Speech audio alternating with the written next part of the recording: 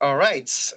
Good morning, everyone. Thank you for coming to the stories and fact from a Titanic nerd. The nerd in question, it's me. My name is Adrian. I am a software engineer at Microsoft working on Visual Studio. I like dancing, hiking, and Titanic. I even have a proof here with a photo of a Titanic I made in Lego when I was about 9 or 10 years old. I was in my bedroom at that time. I don't consider myself an expert, so I'm not an expert on Titanic, but I'm just someone who is passionate by this topic for decades now, and I just want to share that story with you today. First things first, this is made in the context of the Giving campaign. So if you enjoy this talk, make sure to make donations. This donation will go to Seattle Humane to save some pets. All right, so just in case if you come here by like randomness and that you never heard of what is Titanic, Titanic was the largest ship in the world in 1912, and it sunk during its maiden voyage, making essentially shocking the world, and that's what kind of make it famous. Now, why is Titanic particularly fascinating compared to other ship stories? Well, first because, as I just said, it was the largest ship of its time. It was advertised as unsinkable, and we'll see why later.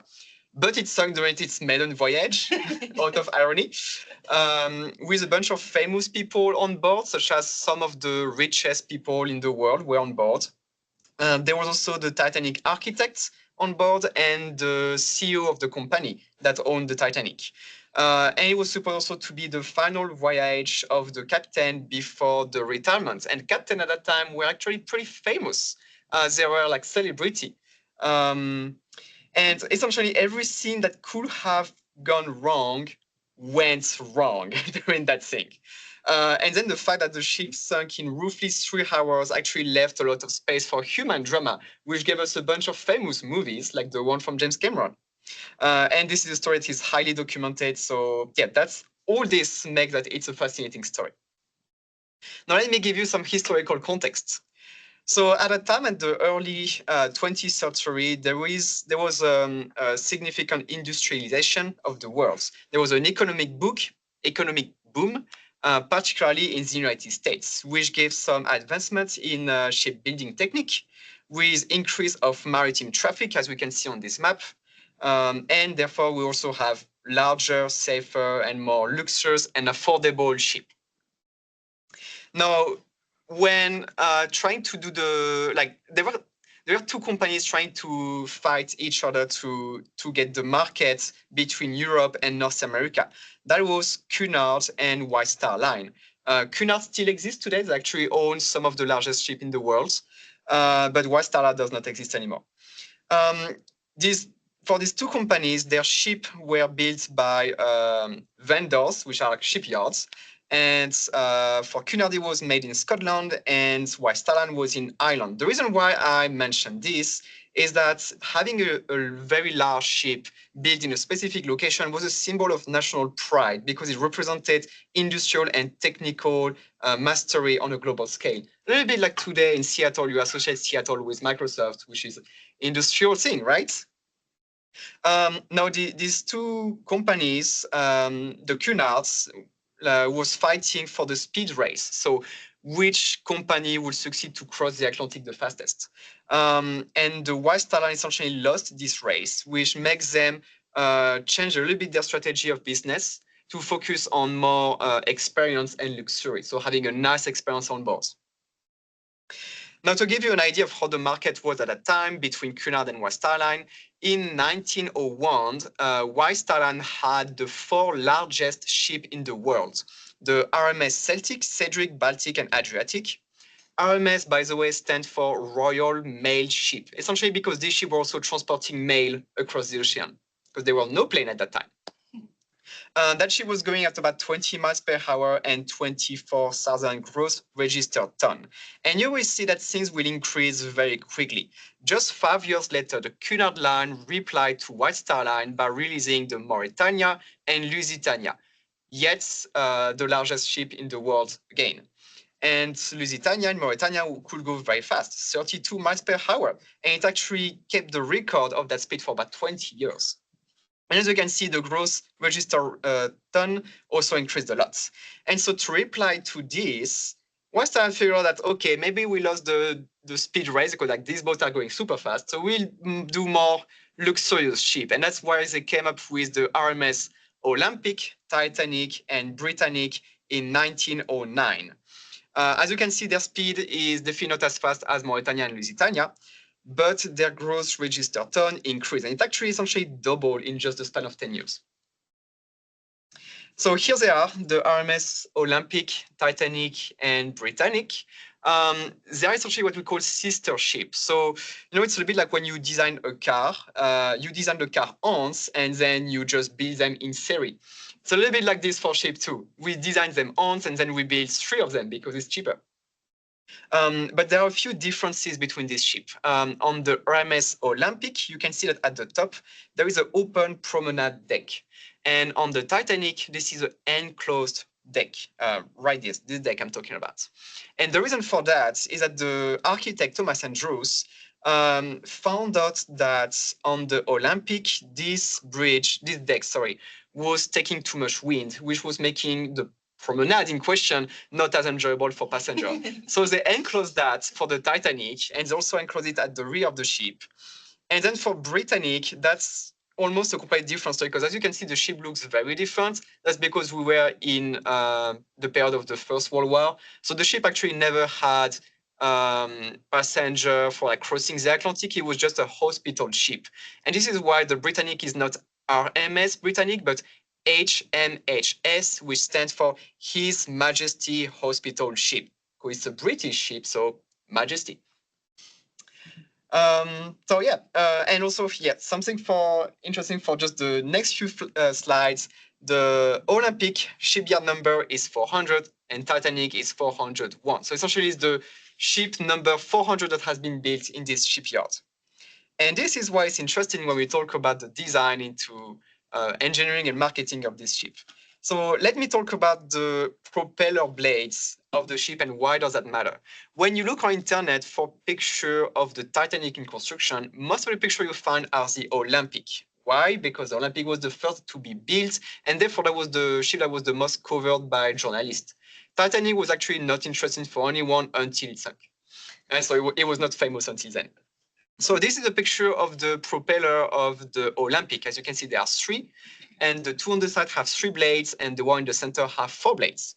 Now, on the Titanic, this is a picture of the wreck, and we can see that there is the left propeller here, and we can see the 3 blades. We can also see the right one, but we cannot see the center one. The center one is actually buried into the mud, and we didn't know until recently how many blades there were on the propeller. And you see, at that time, the way we design propellers is not like today where we use computer to do the simulation of the hydrodynamic and see how fast the ship will go with it. It was a lot of try and fail and try again and see essentially what makes a good balance of speed and vibration. Because you want your ship, of course, to go fast, but you also don't want it to vibrate too much because otherwise it's actually unpleasant. Now, on this document here, this is actually a notebook from an engineer who worked on the ship, and this has been found in the early 2000s, so it's pretty recent. And on this notebook, we can see that here we have shipyard number 400, which is for Olympic, and we see that we have something called blades. Here is the abbreviation of blades, and it says 3 and 4. So we assume that is 3 for the one on the side and 4 for the one in the middle. But for Titanic 401, we see that there are 3 and 3. So somehow the architect decided to put 3 propeller blades for the center one, even though I think when this notebook has been made, the Olympic was not even done. So it was really, a set of like trials. Let's try with 4 for Olympic, let's try with 3 for Titanic, and let's see what's the best. All right, so we talk about the propeller. What is behind that is the propulsion, the engines. Titanic had a hybrid propulsion with 2 triple expansion steam engine and 1 turbine. this propulsion was already a little bit old at that time. Actually, the other ship, like the Mauretania and Lusitania, they had 4 turbines and no triple expansion steam engine. On the right is a picture of the triple expansion ship in question with a human here for scale. So as you can see, these are very, very tall engines. And the way they work is, they don't use gas, they use coal. And for that, you put coal into boilers, which will heat some water, which is in the enclosed circuit. That water that heats will turn into steam. The steam will go into the triple expansion steam engine, then the turbine, and then the condenser to go back into water. Now, the Titanic is famous for having 4 funnels. If you watch the movie Titanic, or like if you just look at the fire for this talk, you probably realize that, you probably recognize Titanic immediately with the 4 funnel. The fun fact I have for you about this is that as you could saw on the picture earlier from Mauretania and Lusitania, they had 4 funnels, and they were all using these funnels for the coal. But for Titanic, it was actually not necessary. Because of its older propulsion, only 3 funnels were needed. But in order to avoid having like a ship that doesn't look beautiful and also that doesn't look as powerful as the competition, they decided to add a 4th funnel. Now, this 4th funnel is not completely useless. It is used for evacuating the smoke from the kitchen, which is why also the kitchen are actually near the rear of the ship, just under the funnel. And also to ventilate the engine room, which is just under, and also ventilate in overall the rest of the ship. And that actually has an interesting aspect in terms of design, because this is a picture of the Mauretania. And you can see there are a lot of what I call ventilation holes that are on the deck, this ugly small stack with a hole on this. This allows to get some air in and get some air out to vent the inside of the ship. And unfortunately, they take a lot of space on the deck. I couldn't find a great picture of the actual deck with this vent there, but essentially you should imagine that a lot of the deck that is at the top, which is often for first class passenger at the time, was busy with all this stack. And it's not particularly in my opinion, not the most beautiful thing to see on the ship. And so on the Titanic, thanks to this 4 funnel, there are actually many less of this hole for the ventilation. There are still a few, but many less. By the way, question to my audience, which ship is this? Is it the Olympic, Titanic, or Britannic? No. Yes, that's the Olympic because it has an open promenade deck here. It's not enclosed. So all of them had 4 stacks, but slightly. One was fake. Yes. Okay. Okay, so why was Titanic called unsinkable? That's actually because of the Olympic. You see, in 1911, while Titanic was still in construction, Olympic was done and was already at sea. And the Olympic had a collision with a military ship called the HMS Hawke. The Olympic has much less visible damage than the Hawke. As you can see on the left here, you can see like a big hole into the hull. But it kind of looked like almost a scratch. Meanwhile, the Hawke has its front completely crushed. And it's a military ship, supposed to be solid, right? And because of that, it also has some hole under the waterline, which we can see here on the left. And if you watch the movie Titanic, you probably know that this ship has watertight compartments. Like, door that close automatically to avoid having the water spreading. Olympic had this, and essentially they closed the door and that saved the ship, which proved that they were efficient, essentially. And that gave the reputation of the Olympic and Titanic to be unsinkable. So is that why there were not enough lifeboats? No, that's not the reason. It's actually due to the legislation of that time. Back in 1894, there was the Marchant Shipping Act that essentially the way the law was made was not the brightest, if I can say. Essentially, the rule was saying that for ship over 10,000 tons, it should have at minimum 16 lifeboats for a capacity of 900 souls. But Titanic was about 4 times heavier than that, with only 20 lifeboats, which is actually above expectation. for a capacity of 1,000 souls, which is also above expectation, except that the ship could have up to 3,500 people on board. But the law was not saying that, hey, you should have enough lifeboats for everyone. So that law was essentially outdated. It's kind of still at what happened nowadays, with like the law that doesn't catch up with technology. We can see this with AI nowadays. But does that make the ship unsafe? Well, today we know, but at that time, it was actually the most advanced ship in terms of security. Here's on the right an ad for the Olympic and its safety feature. It was advertised as having double button, which is something where if the ship has a sort of like double skin, a skin within a skin, where if the ship hits something at the bottom of the oceans, this compartment at the bottom may get some water, but not the rest of the ship, which should save the ship. It has watertight compartments, which were only a decade old at that time. And it had brand new davits, which are essentially the crane that allowed to put the lifeboat at the water. They were brand new approach in making this crane at that time. But the thing is, the point I want to make here is that part of why we didn't think that lifeboats were needed to cover all the passengers is that at that time the maritime traffic was so high, and ironically it's actually lower than today, but it was so high that we thought that there will always be a ship nearby to come to the rescue of a ship in emergency, and that therefore these lifeboats were not life-saving boats, but more boats used for transporting passengers from a ship to another one.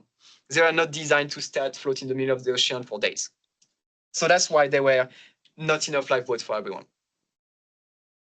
Now, here's the only authentic video of the Titanic we have during her construction 71 days before the disaster. This is her. This is Titanic. In this video that has been recorded in Belfast, where the ship was being built in the United Kingdom. The Titanic here is being moved to a dock in order to receive its final fitting out process before being delivered to the White Star Line for its maiden voyage. Essentially, at that time, the Titanic is an empty shell. Like inside remains to do the electricity, the sewer system, maybe some mechanic to do, and install all the luxury, all the bedding that the ship will have for the passengers. But this is not there yet.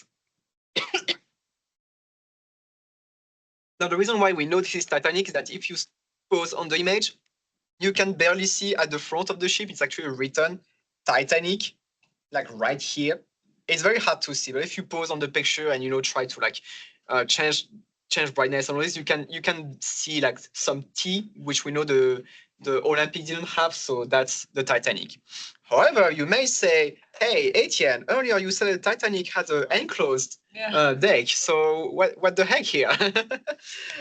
So if we pause on this image, the thing that earlier I said that the Olympic had an open promenade deck, and the architects realized later that this was getting too much wind.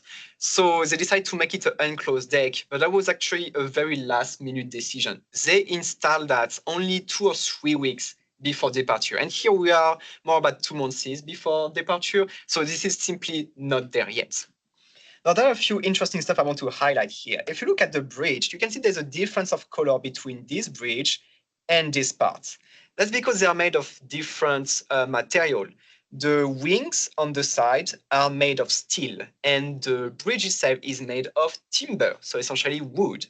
The reason for that is that in the bridge, you have a compass right here, which allows the crew to know in what direction the ship is going. Remember, there was no GPS at the time. And essentially because it's a compass, it uses magnetism, and if you put too much steel around it, the magnetism will not work properly. Because this is timber, nowadays in the wreck, all this wood vanish, rotten away, and it's not there anymore. What remains is essentially the telemotor here that allows to set the direction of the ship, steer the ship, essentially. Another thing I want to highlight is that here the funnel are all black is simply because they did not get painted yet. Oh yeah, and therefore the reason why we see the difference of color here is because it's also not painted yet.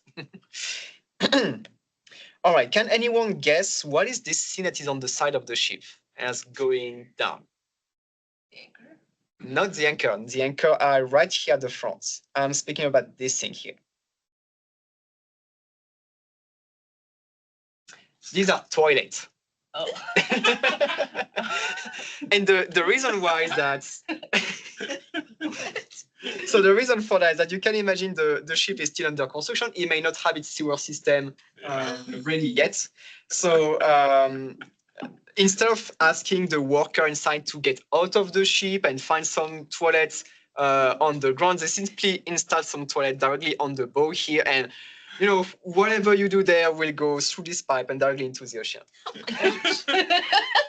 Oh well. I mean, it's just a question of, you know, optimizing and making it easier for workers. Imagine as a worker, you probably don't want to have to work 20 minutes to find a toilet. It's just more handy. All right, let's talk about the amenities into the ship. There was some luxury for everyone on board. The first class, we see that a lot in the movie Titanic. We see that they have wonderful restaurants, but there's some stuff we don't see in the movie, such as a swimming pool, gymnasium, squash courts, smoking and reading room, various restaurants, and my favorite, the Turkish bath. Turkish bath is essentially what you call nowadays sauna and spa, and it's my favorite because I find it very beautiful. This is a 3D representation of it within the ship, and this is side by side what we have in the wreck. Now, in the wreck, it's actually pretty well conserved compared to many other parts of the ship. Something I want to highlight to give you some perspective, what you see here at the top is actually the top of this door. We can see the handle is still holding, but the paneling of the door rotten and it's not there anymore.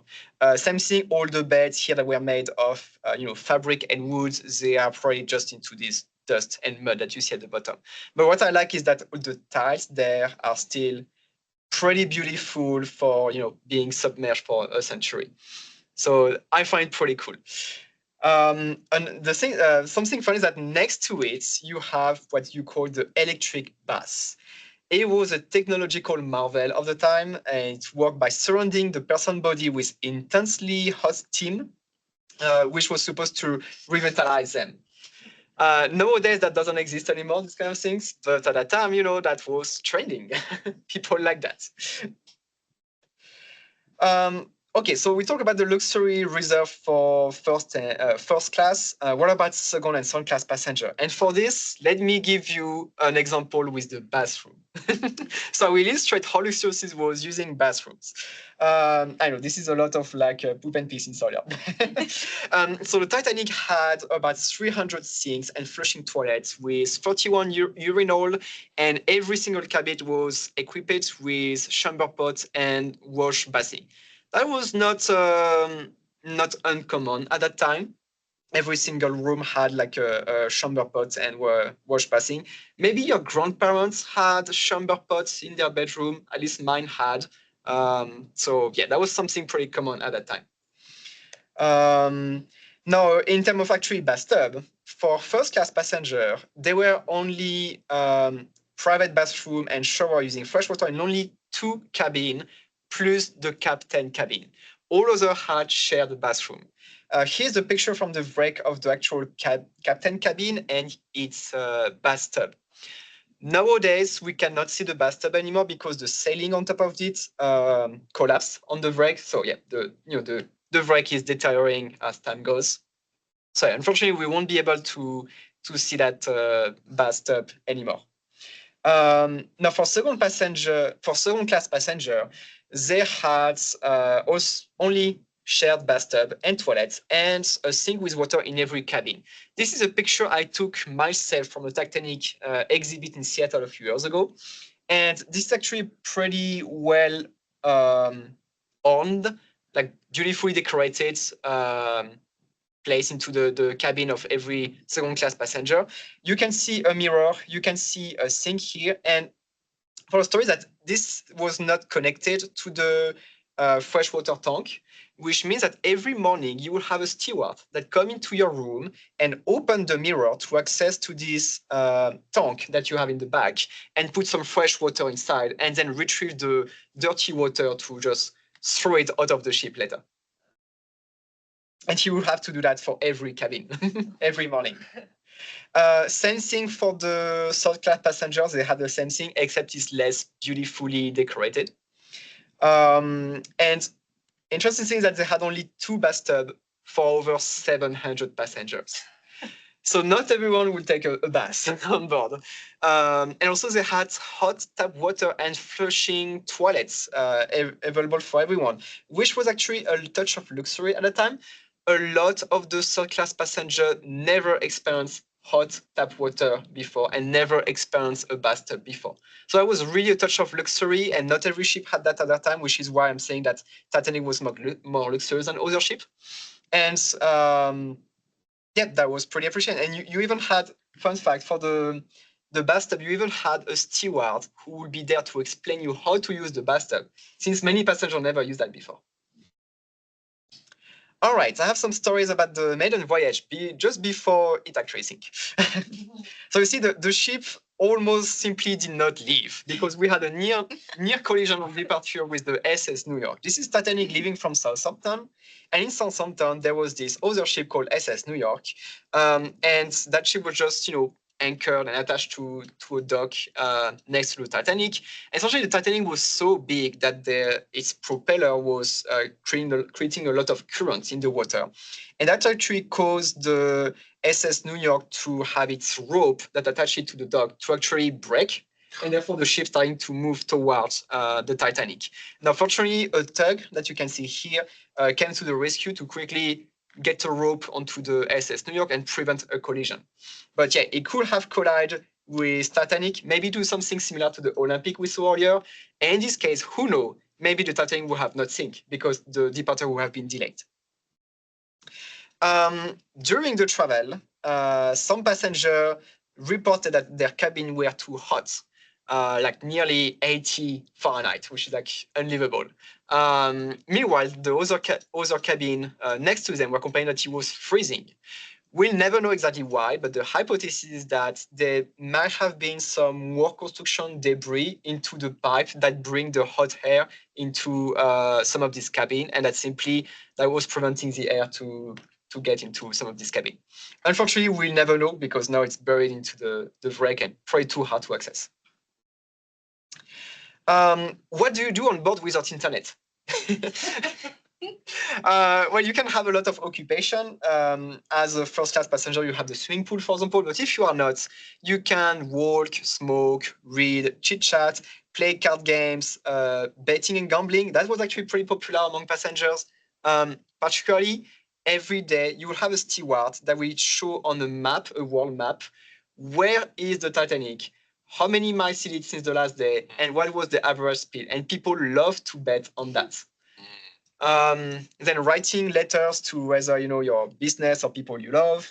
And if you had the money for it, you could emitting wireless message using the Marconi system. So essentially, you will write a text, send it to give it to a clerk, who will then give it to people from the radio, and they will use Morse to transmit your message to the land.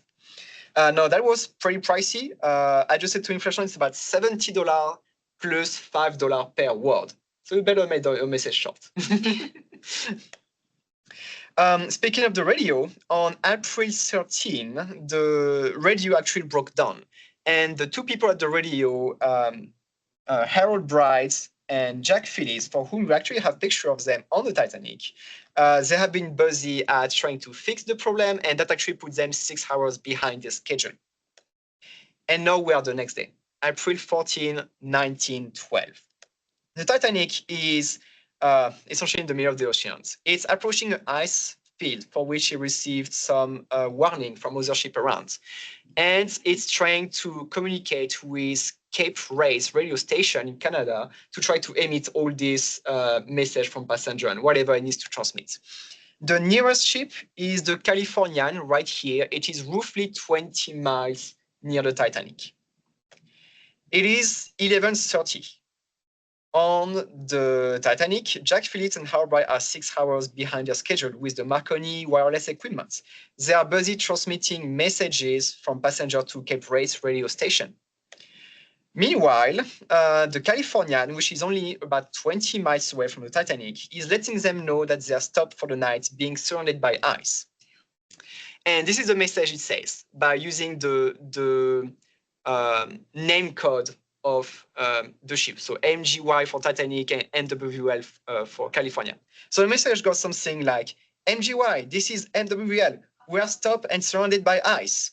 Now, because the Californian is very close in terms of distance from the Titanic, can you imagine that the Morse code signal that who was it? It was Jack Phillips, that Jack Phillips was receiving into his headphone was suddenly very loud compared to what he was receiving from Cape Race, which is much farther. So it might have irritated Jack Phillips a little bit, and he essentially replied, "Keep out, shut up, I'm working with Cape Race." Now, the shut up here is actually not considered an insult at that time. It was not necessarily the most polite way, but it was not considered as an insult. So the person from California did not take the message wrong. He just stay quiet. Now, the thing is that it's 11:30, and on board the California, which is a much smaller ship, there is only one person at the radio, and it's time for him to go to bed. Only one person, he cannot be there 24/7. So right after this, he decides to simply go to bed and don't listen to the radio anymore. The Californian will see the Titanic sinking from a distance, but will not react, and we'll see why later. Now it is 10 minutes later, 11:40, and this is what's, no, sorry, yeah, it is 11:30 and 11:40, and Titanic is at full speed. That was not uncommon at that time, despite the ice warning. Ship has strict schedule, and being late was often unacceptable. Additionally, the slower such a ship goes, it's actually harder for it to turn and avoid obstacles. So that's why the Titanic was actually going at full speed despite knowing that there was ice nearby. Now, the ocean was also unusually calm, and I will quote survivor, second-class passenger Lawrence Beasley, who said, "The sea was like glass, so smooth that the stars were clearly reflected." So essentially like a lake. There was also no moon, which means that it was extremely dark. And then because of the proximity with ice, there was essentially a sort of haze at the bottom, which means that any foam that could have appeared around the iceberg and like tell that there's something there was not very visible. So yeah, it is 11:40, and this is what the crew of the Titanic see. You don't see much, that's normal, but that's what they saw. Now let me increase the brightness. This is approximately what they saw. Obviously not as bright.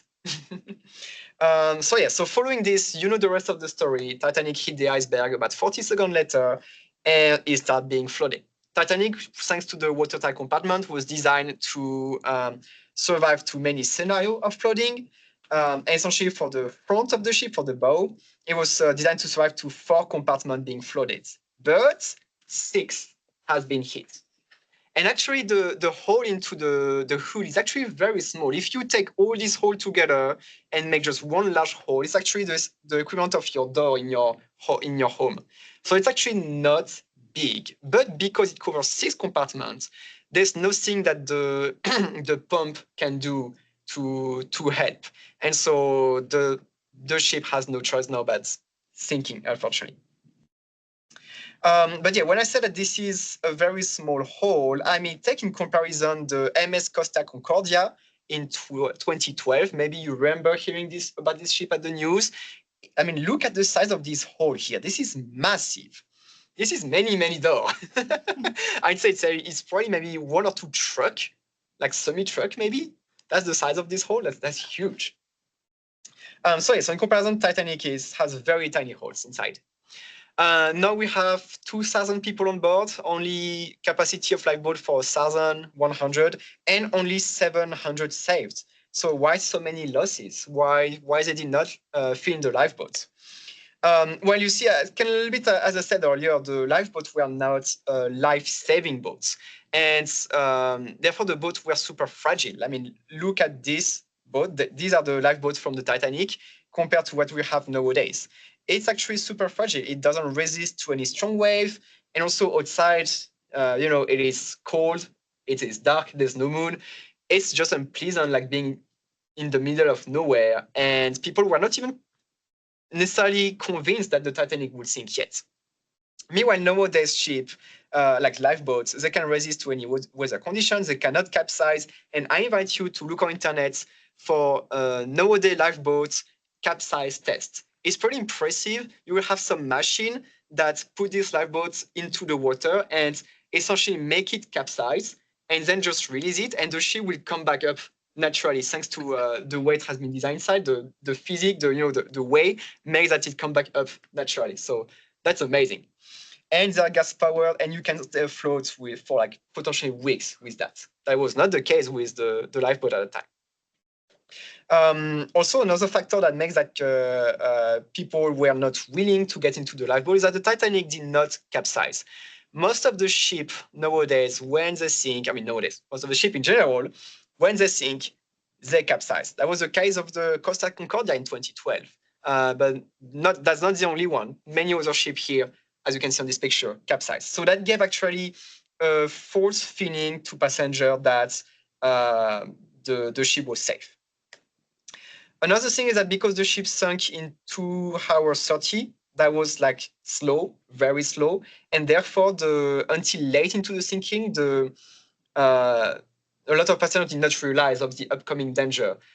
And when they realized, it was actually too late because most of the lifeboats were already away. And let me illustrate this with some 3D representation of what happened. So it is 12:10, 30 minutes after collision. Titanic is still, of course, afloat, and we can, like from this perspective outside of the Titanic, we can see that it's vaguely, going down from the bow, but it is barely noticeable. And some passenger reported that they notice the slope, but only by using stairs. Just by walking on stairs, they realize, by going downstairs, for example, they realize that I cannot put my foot, exactly at the right place I want. There's something odd. But most passengers did not realize that. Now we are an hour 20 later. That's a lot of time already. And the ship is still doing fine, if I can say. There's still light. The bow is still not underwater. So there's no big sign of what's coming.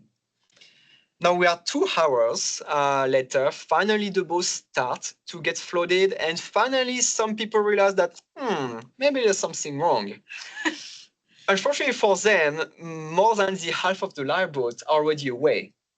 And so when people start to panic, well, it's kind of too late, now we are, how much that? We are 20 minutes later, and finally the boat is completely submerged, and the water is starting to reach the bridge. And also the lights are starting to dim. I know that in the movie Titanic, the lights are like bright until the end, but that's just for cinematographic. Otherwise, you will just not see anything in the movie. But in reality, these lights are powered through electricity, which are powered through the steam from the boiler. The engine are stopped, the boiler are stopped, it's running out of steam. So it's running out of electricity progressively. And then we are 10 minutes later, and now things are like the ship is seriously getting to get steep, and the lights are seriously dimming. Now we are 1 minute later, and the first funnel collapses. Another minute later, the second funnel collapses. Another minute later, and the electricity finally gave out, and the ship breaks in two. And about 2 minutes later, the ship completely vanished. So what I'm saying here is that in about 2 hours 40 of sinking, a lot of passengers did not realize the danger until the last 10 minutes. That's very short. And at the time, of course, all the lifeboats were already away. So because of that, we had 1,500 people in the water, and that's a cold water, actually deadly water. And this is probably the most horrific part of the PowerPoint, when I will try to describe you how it feels to get into 28 Fahrenheit or -2 Celsius water. So imagine you're on the ship and suddenly you fall into the water. Your first reaction, potentially you could have instantaneous cardiac arrest. I'm tempted to say you are lucky if that happened. If you are not lucky, and that's just my opinion, by the way, of course, the most lucky part is if you survive. But if you don't have an instantaneous cardiac arrest, you will have panic and shock. You know, things like, oh my God, it's cold. And that can cause you to have uncontrollable breathing. And you know, if you fall into the water, your head may get submerged temporarily. And if you try to breathe underwater, you will drown. Now, if you survive this, the next 30 seconds are not pleasant either. You will get disoriented, and pretty quickly you will find that many of your limbs will get numbed and will get useless, making them very difficult to use for swimming or climbing. Now, imagine if you don't have any life jackets, you will just drown again.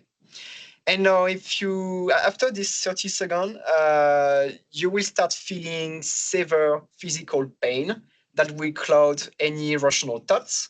And within 15 minutes, you will start to have hypothermia. And within roughly 45 minutes, you will get unconscious and die. What I want to highlight here is that this is not a peaceful way of dying. This is an actually extremely painful way of dying.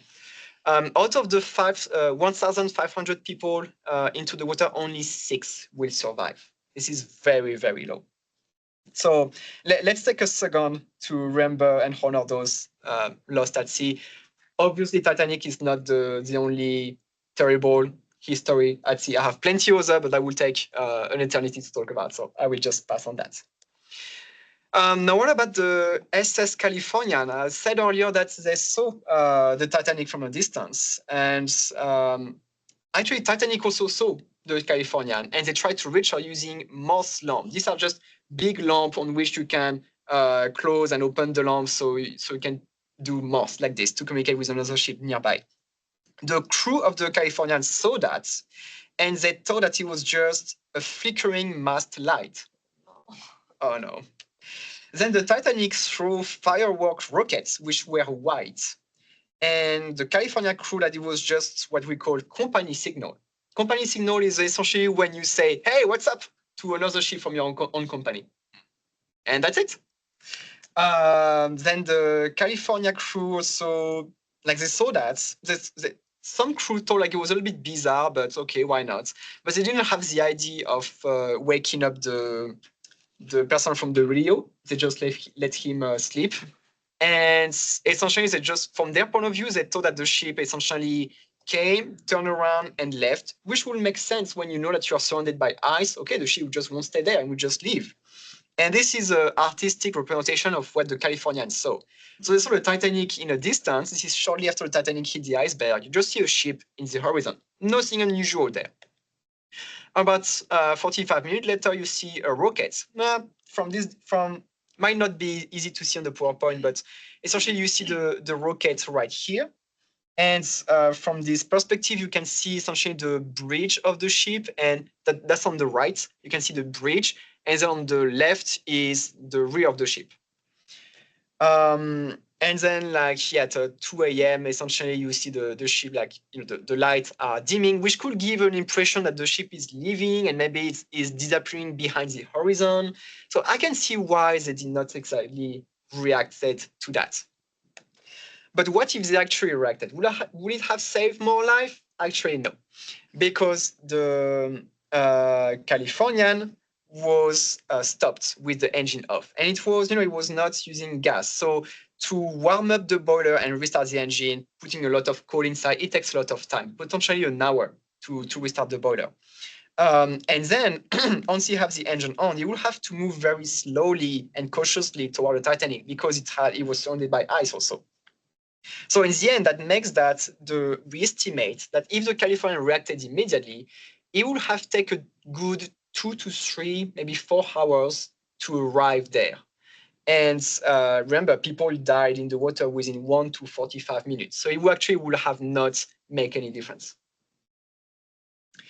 Okay, so what happened after that? The world was in shock, of course. And there has been a difficult task of trying to recover the bodies that were at sea.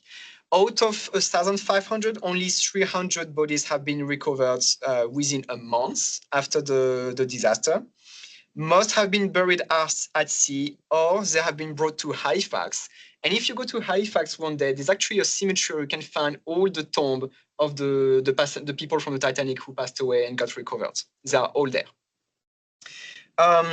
In these bodies, there are a few that are famous and that I want to highlight. It is the body of Isidore Strauss. We actually never found the body of Ida Strauss, his wife. Isidore Strauss was the co-CEO of Macy's department store. So next time you go to Macy's and go buy like a Titanic Lego set, you will think of this person. The reason why I want to talk about this couple particularly is that, earlier I said that there has been, the ship took about 3 hours to sink, and it left a lot of space for drama, essentially. And this couple is known for being one of the most romantic couple on board during the sinking. Because essentially, if you remember the movie Titanic, the order was women and children first. But the message was actually being unclear, and some of the officials understood it was women and children only. So some officials actually refused to let on board any men on the lifeboat. Some others were accepting, and actually an official offered Isidore Strauss to get onto a lifeboat, but he refused, saying that as long as there are other women and children around, he will not on board a lifeboat. What a gentleman. And then, however, he urged his wife, Ida, to go into a lifeboat, but she said, I quote, "We live together for many years. Where you go, I go." This incident has been witnessed by numerous other passengers who were on board the lifeboat and on the deck. And the last time that this couple have been seen on board, they were, hugging each other in their arm, just waiting for whatever to happen. So I find it extremely romantic and dramatic. Okay, so while the ship was British, not French, there has been a strike. So after that, the crew from the Olympic, the sister ship, they found out about the Titanic, and they thought, what happened to Titanic can happen to Olympic. And essentially, there has been about 300 stokers, the people who put the coal into the boilers. There's been about 300 stokers who decided to go on strike and not go on board the Olympic, because asking for more lifeboats, essentially having lifeboats for everyone. Because of that, the companies tried to find second-hand lifeboat that they could put an emergency onto the Olympic. Unfortunately, these lifeboats were also not seaworthy. Some were rotten, some were having hole into the hull, and not great. So because of that, when the crew of the Olympic came back on the ship and that he was almost ready to leave, and that they realized that some of these lifeboats were not great, they actually did a mutiny. 54 sailors decided to do a mutiny, and they essentially disembarked the ship, and that means that the ship could not leave and got delayed further until they have proper lifeboat, which you can see on this picture here. Lifeboat waiting to be installed on the Olympic. And mutiny normally is illegal.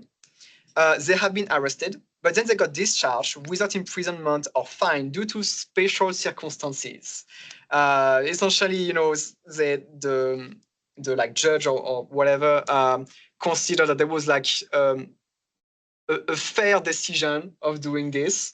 That they deserve some seaworthy lifeboats, and there was also a fear that the public opinion would go on the side of the strikers, and that he would just make politically the situation worse.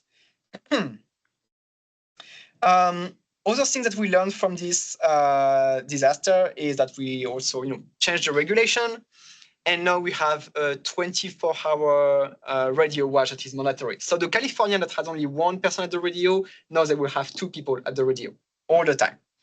And there must be enough lifeboats for everyone. That's the basic. distress rockets were clarified and standardized. So nowadays, if I'm not wrong, if you see a red rocket on the ocean, it's that there is something in an emergency, someone in distress. And there is also the International Ice Patrol that has been funded at that time and still exists today. And you can see a picture here with a plane that fly above an iceberg, and their mission is essentially to find out where all the icebergs are and keep track of them on map to tell other ships where they are. As a consequence of all this, this is again a picture of the Britannic that we saw earlier. So another, one of the sister ship of the Titanic. And as you can see on this picture, they have many, many more lifeboats on board. So safety has been drastically improved. And the reason why I want to talk about this ship in particular is that the Britannic sunk in Mediterranean after hitting a mine during the First World War. There were 1,000 people on board, but only 30 casualties. Thanks to the fact that first there were enough lifeboats. Second thing is that when they're essentially on the same, essentially, a clone of the Titanic, and like, okay, we're sinking, we know what to do. All right. How it sunk? How it sunk? Was it a huge mine? Or? Yeah, essentially there was unsinkable. Yeah, essentially there was a big mine that I don't have the detail in mind. Really big, probably.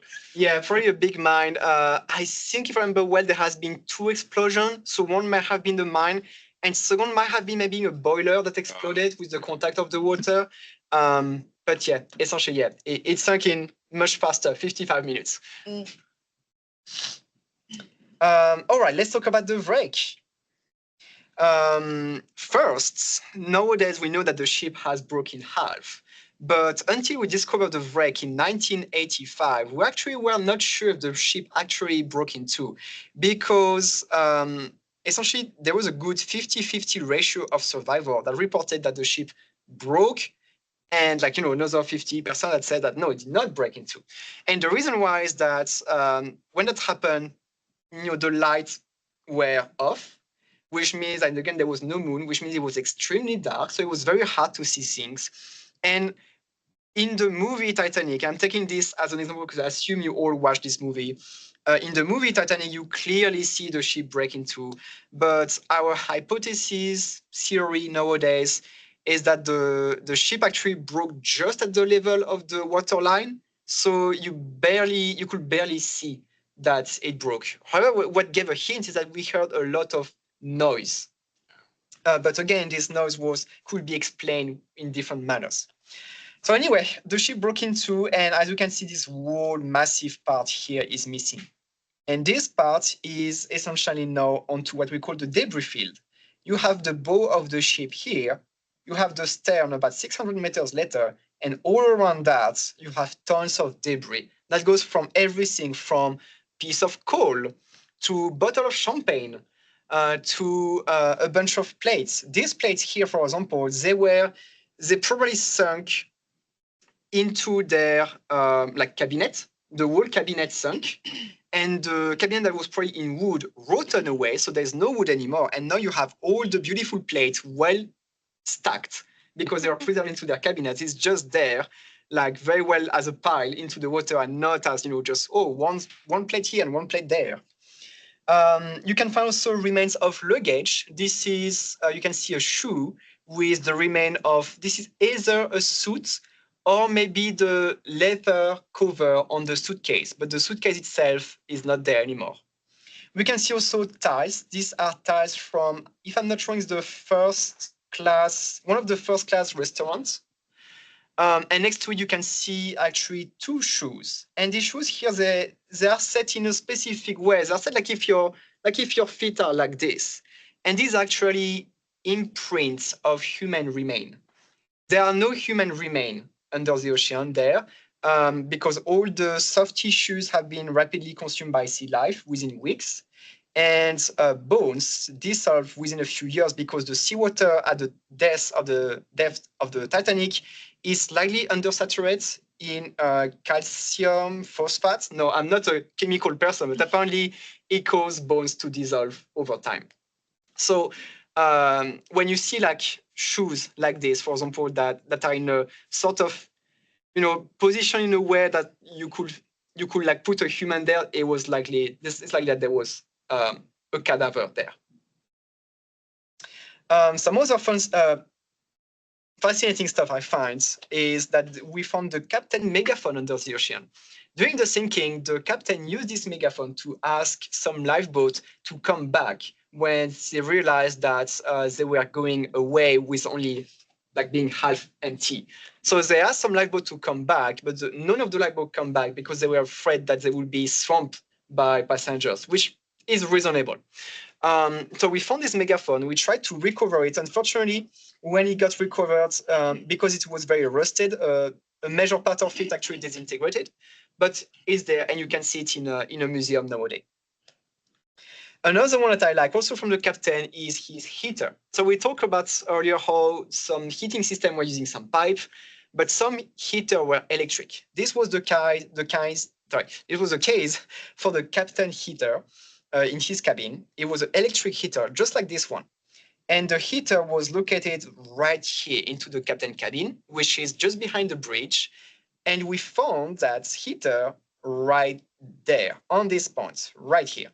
And the reason why we found it there is because as the ship hit the ocean floor, you can imagine that a lot of hydrodynamic happened there. And essentially, it pushed away a lot of things that were within the ship and just got pushed away from it and landed nearby. I just find it funny that we found this heater and we actually know where it comes from. Another one where I really love being able to tell, like, hey, we know where this comes from, is what there was in the cabin D33. This was a standard first-class stateroom. It is not the most luxurious first-class room, not like the one we see in the Titanic. In the movie Titanic. This one was cheaper for the first class, and it was located, well, in this area. Now, the person that was occupying this room was Henry S. Harper and his wife and their dog. They were coming back from a trip to Egypt and Sudan. And you can see Mr. Harper right here with a hat on him in front of the pyramid. Now, on the night of the sinking, Harry was awakened by a grinding noise. And he immediately opened his porthole and saw, I quote, an iceberg only a few feet away, apparently racing aft, which is the back of the ship, at high speed and crumbling as it went. By seeing the iceberg, and a lot of passengers did not see the iceberg, by seeing the iceberg, he realized, oh, that might be a big problem. Hey, how about we go, we put our coats and go on deck. And they essentially, just to see what's going on. And they essentially left their cabin like this, and they never came back to their cabin because they realized that they're starting to evacuate it. So thanks to that, Henry, his wife, and their dog survived. And the reason why I'm mentioning all this is that we have here a testimony from a passenger. We have a picture of him just before the trip. And here's what happened. In 2001, James Cameron, who made the movie Titanic in 1997, brought some robots inside of the ship to create a documentary of the wreck. And he got into the cabin D33. And first of all, he found that the porthole is still open. Now, these portholes, they are very heavy and difficult to manipulate. So we do not think that this happened. And also they have a lock. And we don't think that this happened because of the hydrodynamic when the ship arrived at the bottom of the ocean. We just think that the passenger left it like this and it's still like this today. Now, remember I was talking about his hat? I actually found the hat. It's right there. It's right there on the resting on the remains of wardrobe. So again, things like wood rotten away and vanish, but things like leather is still there, and it'll probably be there for a few other decades. So yeah, the bowler hat is still there, and I just find it fascinating that we go into a reality is as difficult to access as going to the moon, and that we find something and we're able to tell who was wearing this and what's the history of this person. I find it amazing. All right, so that was more or less all I had to say for today. If you want to learn more, I have some recommendations for you. You can read the book called On a Sea of Glass, The Life and Loss of the RMS Titanic, and A Night to Remember. The first book is more like of a documentary book, while the second one is a little bit more of a fictional story within the Titanic, but actually made with the testimony of many passengers. So there's a lot of things inside that are accurate, but also, it's a little bit like the story of Jack and Rose. This is fictional. On YouTube, you have Ocean Liner Design, who speak a lot about Titanic, but also other ships. And you have the YouTube channel Titanic, Honor, and Glory. Movies, A Night to Remember, which comes from the book with the same name. It's in a black and white movie. There is the movie Titanic that we probably all know, and Ghost of the Abyss in 2003, which is a documentary from the wreck. There is one last here that I did not written, kind of purposely, but I want to just mention here. I actually don't have the name by head. It's a movie that has been made in 1939. And it was actually made by the government of Adolf Hitler as a way of making propaganda against Jew people. And I found this movie interesting from a historical aspect. If you are interested by seeing how propaganda was working at that time, that's maybe something that you may be interested in seeing. Now, for obvious reason, I didn't want to actually make a big advertisement by giving you the name. Then you have also video games. You can play Titanic, Honor, and Glory. This is free, and it's a highly, like a high quality, like highly accurate modeling of the Titanic, and you can walk inside and see a bunch of details. I use this video game to illustrate some of the parts of my PowerPoint, such as the Turkish bath. You can enter inside and visit it. And if you want to sync with your friends, you can use Roblox. There is a multiplayer game on Roblox where essentially the ship sink and you have to try to survive and go on the lifeboat. It's very fun. And I want to give credit, therefore, to all the sources I use for making this presentation today. I hope you enjoy it. Again, this is a presentation in the context of the Giving campaign. Feel free to hit this, scan this QR code or hit this link. We'll try to give money for the Seattle Humane Society to help some pets. So yeah, and now, so it remains us roughly 20 minutes, and I'm here to answer any question if you have. I see Oleg is taking a screenshot of that. Nice. So yeah, ask me anything. Otherwise, thank you everyone, and see you around. What's your favorite Titanic fact? My favorite something. So most of them, thank you, Oleg. So most of them are actually already in the PowerPoint. That makes sense.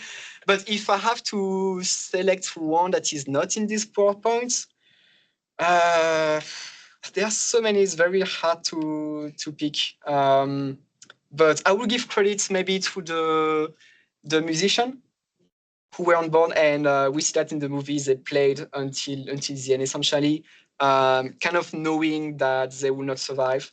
Anecdote I have about this is that we found one of the musicians, recovered one of his body, and he was in the water with his life jacket, and carrying his violin with him into the bag of his violin. And we recovered the violin, and you can find the violin into museum nowadays. I find pretty, heart touching saying this, because it's a sort of like testimony of their heroism, essentially. They've been hero, by not trying to go onto a lifeboat and just trying to keep everyone calm around.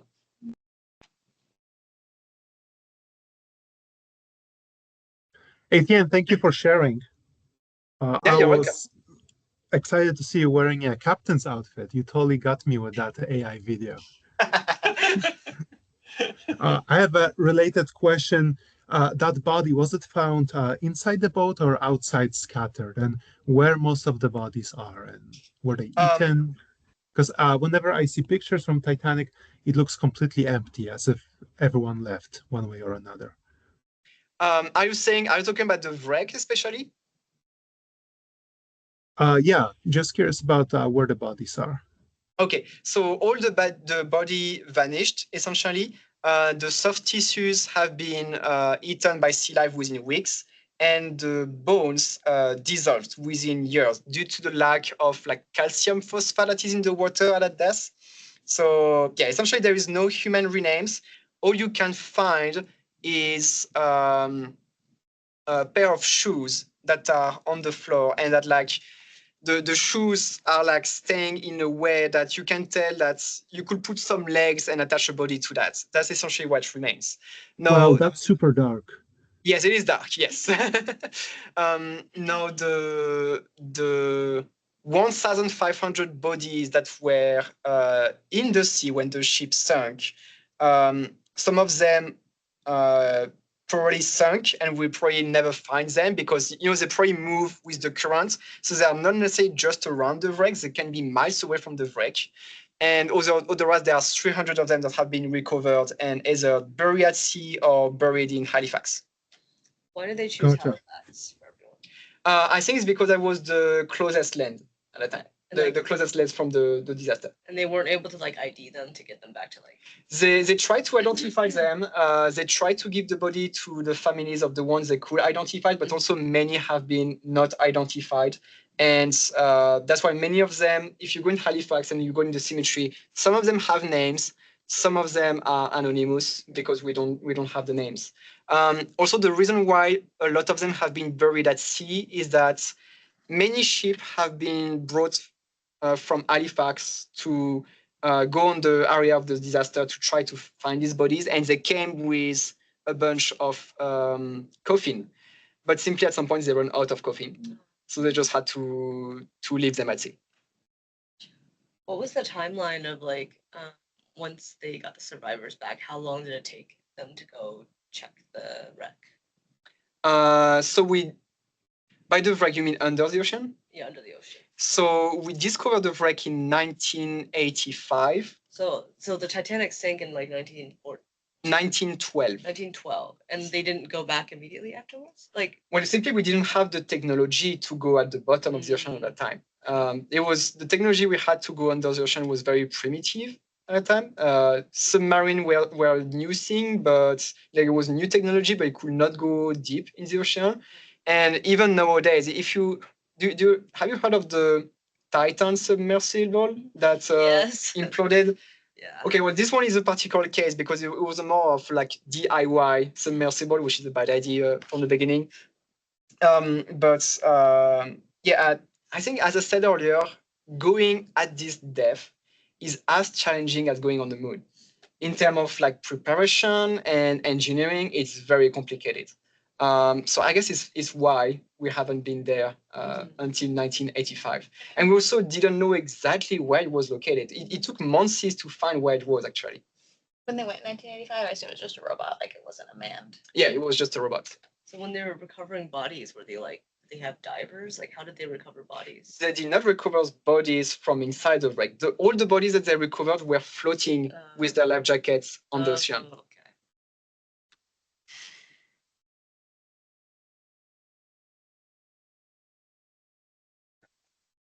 Right. Yeah, thank you very much. Thank you. It's great. Thanks for coming. Thanks. Have a good day, everyone.